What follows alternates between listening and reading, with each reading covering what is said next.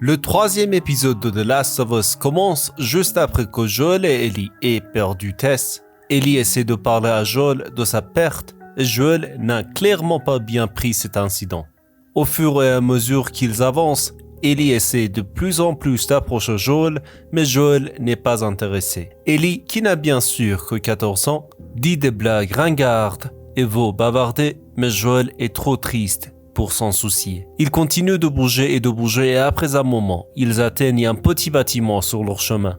À l'intérieur du bâtiment, Ellie trouve une machine Mortal Kombat. Ça serait simplement merveilleux de trouver une machine Mortal Kombat dans l'apocalypse. Quoi qu'il en soit, Joel cherche des armes qu'il a cachées là-bas auparavant et Ellie se demande autour de l'endroit, même si Joel lui dit de ne pas le faire. Puis, Ellie se rend dans une pièce et soudain, elle trouve une porte secrète qui mène à un endroit souterrain. Curieuse comme une chatte, elle rentre à l'intérieur et il y trouve des tampons. Tout à coup, elle entend un bruit et elle voit une zombie coincée sous les rochers. Au lieu de chier son pantalon et de s'enfuir ou même d'appeler Joel, elle s'approche du zombie. Et après l'avoir analysé pendant quelques secondes, elle sort son couteau et fait une coupure sur le visage du zombie. Puis, de sang-froid, elle enfonce son couteau dans la cervelle du zombie. Cette fille a vécu des choses sérieuses. Thérapie nécessaire. Joel retrouve les armes qu'il y avait placées auparavant et il quitte les lieux. Sur leur chemin, ils atteignent un site de crash d'avion et là, même si Joel dit à Ellie de ne pas regarder et d'avancer, il avance et regarde. Il y a beaucoup de squelettes là-bas. Ce site de crash a une triste histoire et Joel la raconte à Ellie. À l'époque où le virus a commencé à se propager, ces squelettes, qui étaient bien sûr des personnes, ont été extraits de leur maison pour être emmenés dans un endroit sûr, mais comme cet endroit était déjà plein, le gouvernement s'est débarrassé de tous. Je suppose que vous ne pouvez pas faire confiance au gouvernement à tout moment ou en tout lieu. C'est alors qu'un flashback se déclenche et ça prend presque tout l'épisode. Nous avons ramené 20 ans plus tôt, à l'année 2003, et le gouvernement extrait les gens de leur maison et nous rencontrons Bill. Bill est un survivaliste et depuis le bunker à l'intérieur de sa maison, il regarde des caméras de surveillance. Je crois qu'il est riche. Lorsque les voitures partent, il sort de son bunker avec un fusil de chasse et regarde autour de lui. Il est tout seul, donc il vit son rêve. Il se rend dans différents magasins et les piles ouvre le gaz pour lui-même et se procure de l'électricité. Assez de choses pour traverser cette situation. À un moment donné, un zombie s'approche de sa maison et il heurte un fil et se fait tirer dessus au visage. Les pièges fonctionnent aussi. 4 ans plus tard, en 2007, Bill s'est fait une grande maison et un endroit et a barricadé toute la ville autour de lui. Un jour qu'il travaille, dans un de ses moniteurs, il voit que quelqu'un est tombé dans l'un des trous qu'il a creusé devant. Il sort pour vérifier et à l'intérieur du trou, il y a un homme, Frank. Frank dit qu'il était avec un groupe et qu'il voulait changer de place, mais il est le seul survivant.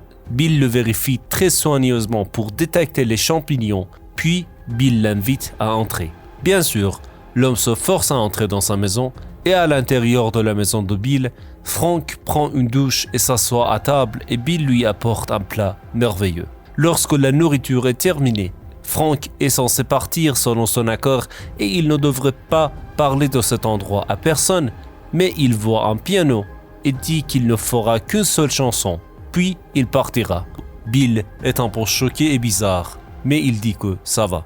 Frank commence à jouer et la pièce qu'il joue est celle que Bill aime vraiment et lui rappelle sa mère. Au bout d'un moment, Bill lui-même s'assoit et joue. Le suspense monte, puis les choses s'échauffent un peu et Frank s'approche et embrasse Bill sur les lèvres. Dans la scène suivante, Frank est allongé sur le lit. Puis, Bill sort de la douche et le rejoint et ils font l'amour. Quelques années plus tard, on les voit se disputer à propos de quelque chose et on voit que Frank est resté à l'endroit et qu'ils sont en couple.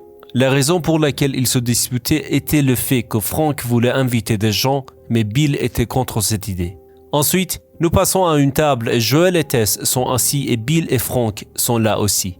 À première vue, il semble que Tess et Frank échangent des choses entre eux. Et bien que Joel et Bill ne soient pas vraiment dans le coup, après un moment, ils se rendent compte que ce n'est pas une mauvaise idée et qu'ils peuvent s'entraider pour former une sorte d'amitié. Au fil des années, nous voyons Bill et Frank mener une vie merveilleuse ensemble. Ils cultivent des plantes et des légumes ensemble.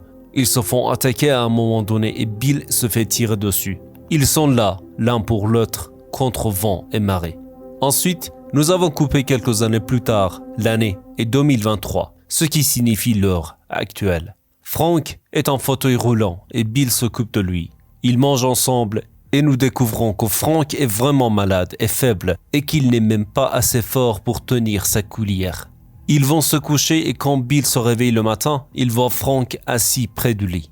Frank dit que c'est son dernier jour et qu'il veut y aller. Toute la journée, ils font des activités que Frank adore et ils se marient. Ils rentrent chez eux et Bill prépare un merveilleux dîner. Le même plat qu'il a préparé pour Frank lorsqu'il a invité Frank pour la première fois chez lui. Ils commencent à manger et Bill apporte une bouteille de vin. Ils boivent tous les deux du vin et Bill dit qu'il a mis du poison dans toute la bouteille de vin et pas seulement dans le verre de Frank pour qu'ils se couchent tous les deux pour dormir pour toujours. Joel et Ellie arrivent chez Bill et Frank, mais il n'y a personne et il semble que cela fait quelques mois que Bill et Frank ont décidé de faire ce qu'ils ont fait.